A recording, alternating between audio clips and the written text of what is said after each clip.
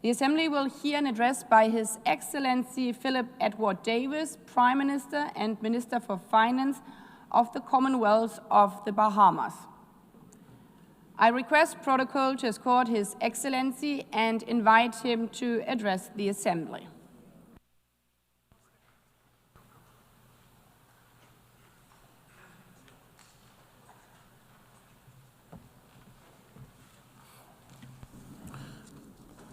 Madam President Annalena Baerbock, we offer our warm congratulations on your election to preside over this 80th session of the General Assembly.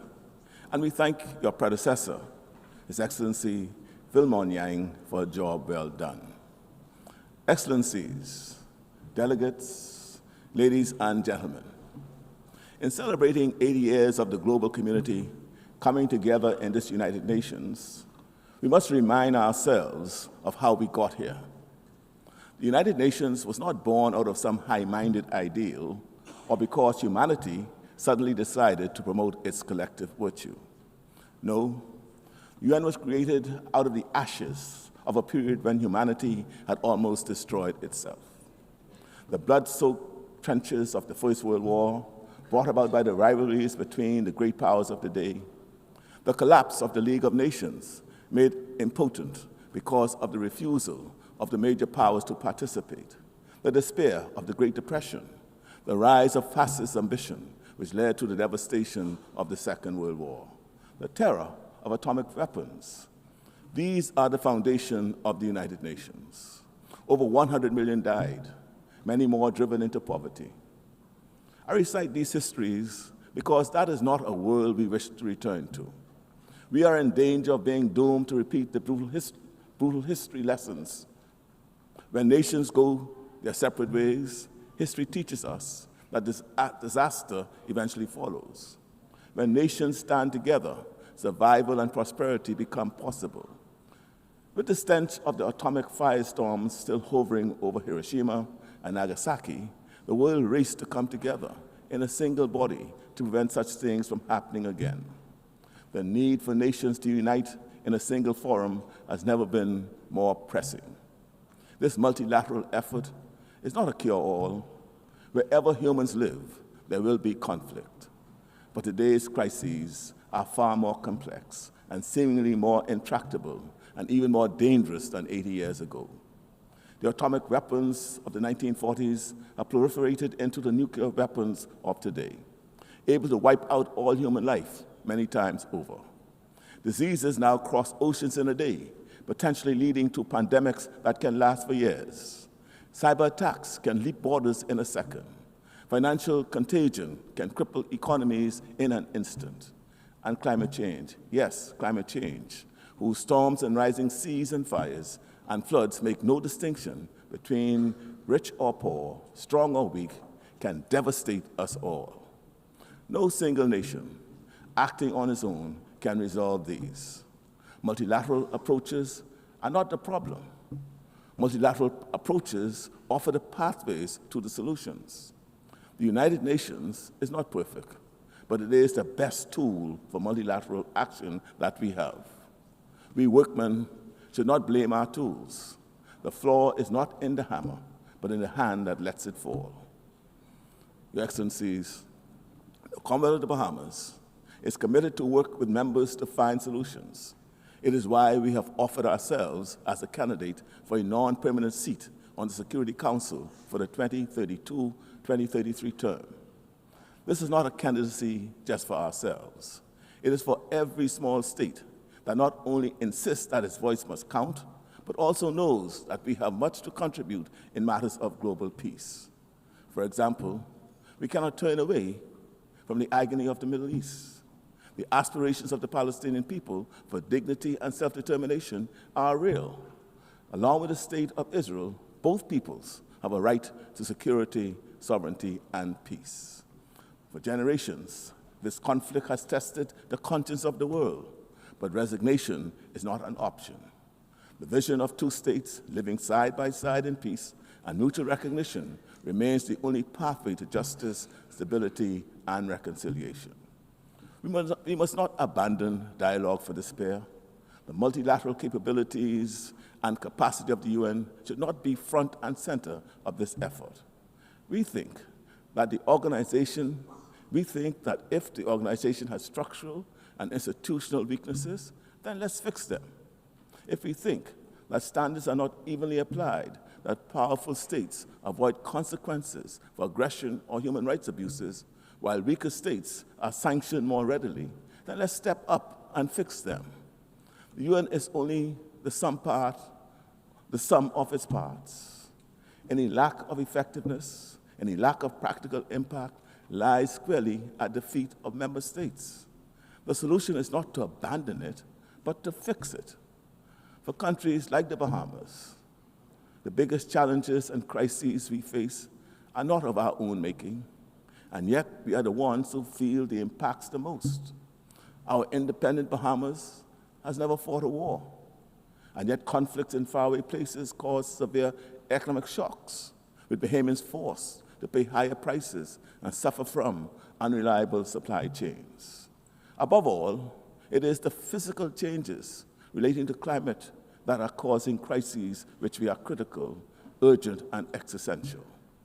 Over the past few years, many Bahamian voices have raised the alarm in many international forums about the risk we face from threats of climate change. We do not have the luxury of restarting an esoteric conversation about the causes of climate change. Our living reality means that we simply do not have the time. As I speak to you today, this morning, right now, a tropical storm is moving up our chain of islands.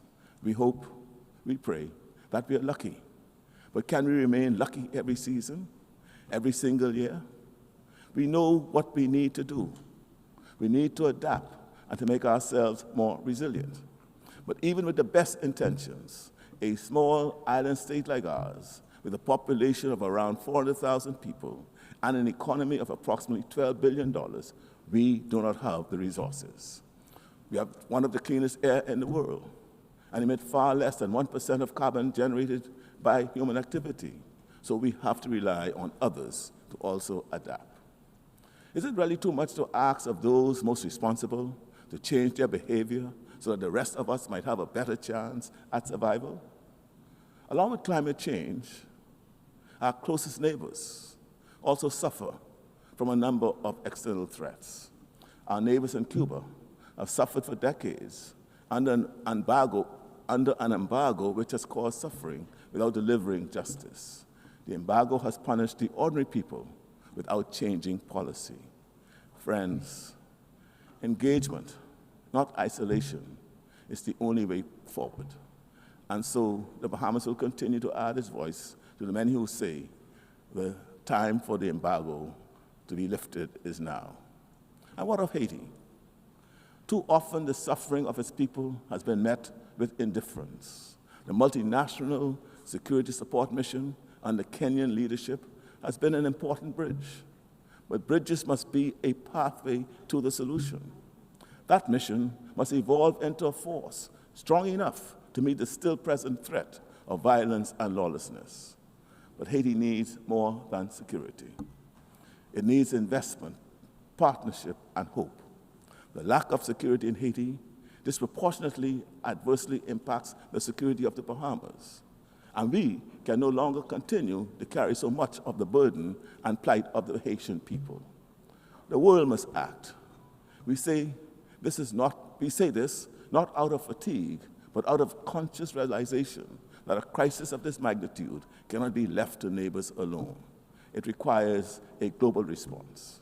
The Bahamas therefore calls for a dedicated United Nations Support Office for Haiti, an institution to coordinate aid, sustain international attention, strengthen institutions, and nurture democracy.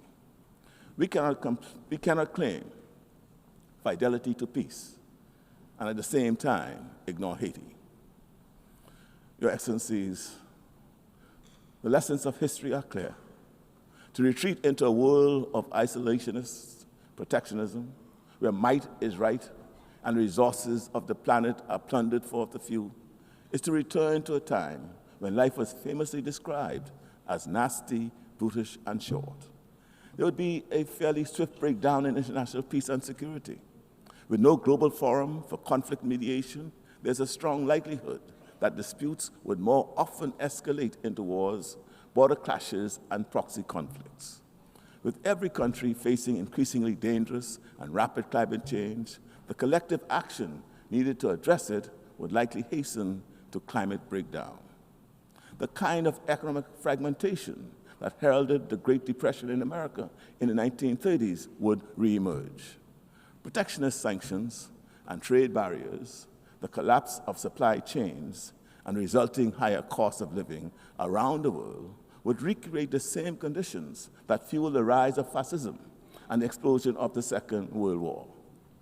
Is this what we really want? No matter how imperfect, are we really prepared to throw away what we have? Your Excellencies, we recognize that we seem to live in a time when the global community appears indifferent to the suffering and deaths of millions of our fellow human beings.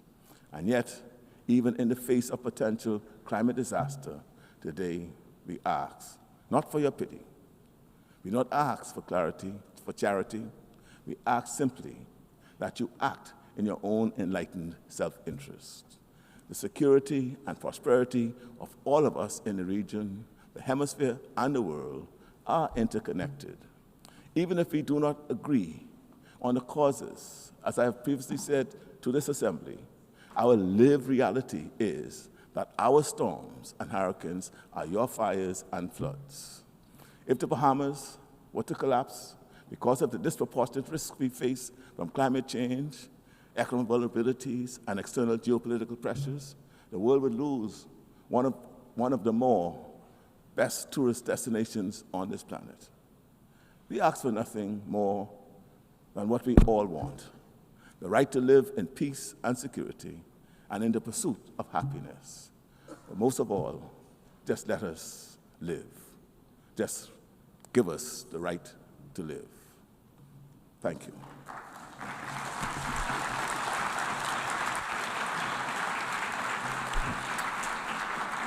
On behalf of the Assembly, I wish to thank the Prime Minister and Minister for Finance of the Commonwealth of the Bahamas.